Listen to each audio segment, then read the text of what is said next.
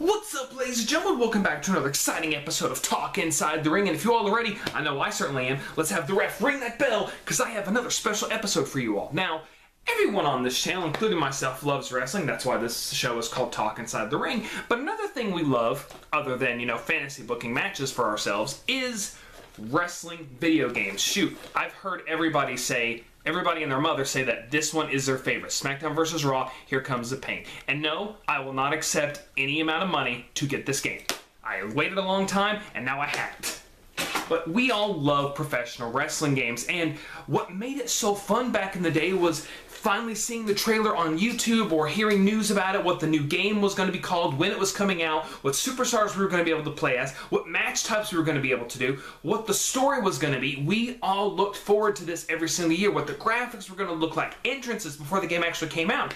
We loved wrestling games, and we all had that one specific thing, or even a few specific things that we wanted in these wrestling games that we never got. Well, in this video, I'm going to be going down a list of things that I wanted in a wrestling game that I was hoping for every single year, but that we never got. And if you like this sort of thing, if you like wrestling games or wrestling in general, don't forget to drop by my channel and say hi. Now, if you all are ready, let's go into the list of things I wanted in wrestling games that we never got in Talk Inside the Ring.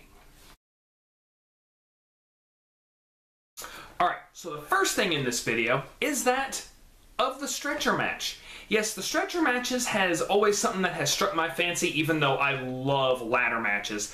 But I had always thought the stretcher match was a very interesting concept. You throw your opponent on a stretcher, and whoever can pull them across the finish line first wins the match. And the only one I had ever seen, or that I really remember seeing, is that of Randy Orton versus RVD at One Night Stand 2007.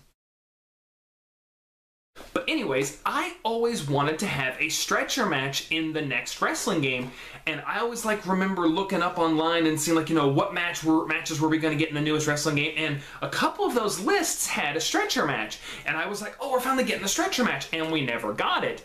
And I remember some wrestling games were very famous for bringing some new matches to the table. Like SmackDown vs. Raw 2009 gave us the Inferno match. SmackDown vs. Raw 2006 gave us back the Buried Alive match. SmackDown vs. Raw 2007 gave us Money in the Bank. Almost every single wrestling game always gave us something new, and I had waited for the day we were going to get a stretcher match, and we just never got it. I really feel like this match would have been very easy to pull off, especially in the older wrestling games, maybe even after SmackDown Here Comes the Pain, maybe in the original SmackDown vs. Raw or something. But we never got it. And I always thought it would be basically a table match mixed with a race. You put your opponent against the stretcher, and you can do power moves on it, and the stretcher will either never break, or if it does break, it'll just appear on the side of the ring how it always done. And I always thought that would be very easy to do. You throw your opponent up against the stretcher, you do the motion where you put them on the stretcher, maybe do a finisher on them or whatever, and then you push the stretcher up, and whoever pushes across the finish line wins. And the fact that we never got it, even in the later games like WWE 2K13 or 14, or even now, we don't even get those matches, but I don't think they really do those matches anymore. But yeah, I was always disappointed that we never got a stretcher match, especially after I seen that match with Randy Orton and RVD. I thought it would have been a great addition to any wrestling game. Let me know what you all think about that, having a stretcher match in a wrestling game.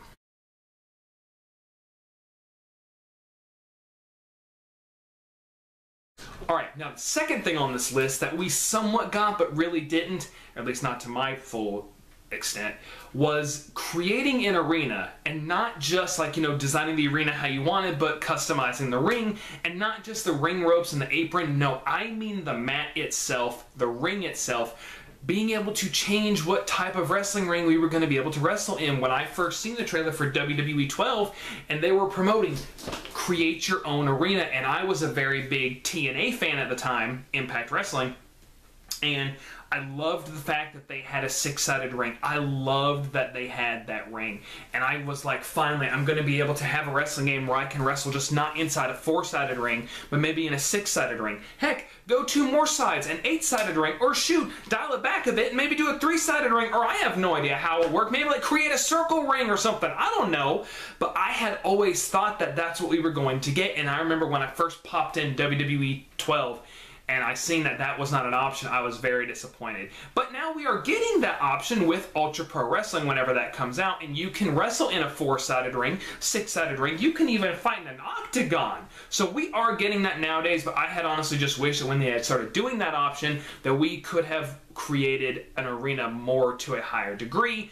And even when the TNA game came out, or whenever there was talks of a sequel coming out, I had always thought it would have been a cool idea to give us the option of a 4 or 6-sided ring. You know, like when you choose your wrestler in a pay-per-view, you know, you get to choose what arena that you want. Do you want a 4-sided ring, or do you want to go back to the 6 sides?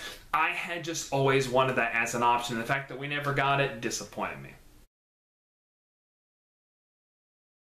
Alright, so the third and final thing on this list is that of being able to customize your own matches. Now, SmackDown vs. Raw 2011 did have this feature, but I think all it was you could have like maybe like a one-on-one match inside of the Elimination Chamber, or even like have weapons in there.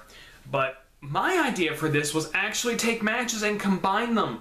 And this also came from Total Nonstop Action Impact Wrestling. I remember seeing a match with Jeff Hardy and Raven at their Lockdown pay-per-view in 2005 or 6, I can't remember.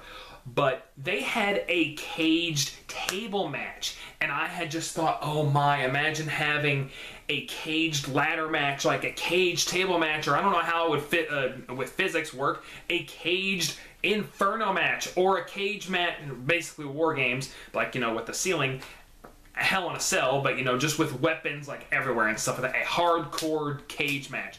I just really wish that we had been able to customize matches, you know, the way how we should be able to, but maybe my imagination's just way out there. But I mean, we do have War Games now in WWE 2K23, so who knows, maybe the technology is getting a little bit better. But those are the things that I always wanted in wrestling games that we never got. Guys, I really want to know, what was things in wrestling games that you had always hoped for but we never got, from title belts to superstars to match types? I really want to know. Guys, don't forget to elbow drop that like button and spear the subscribe button for the 1, 2, 3.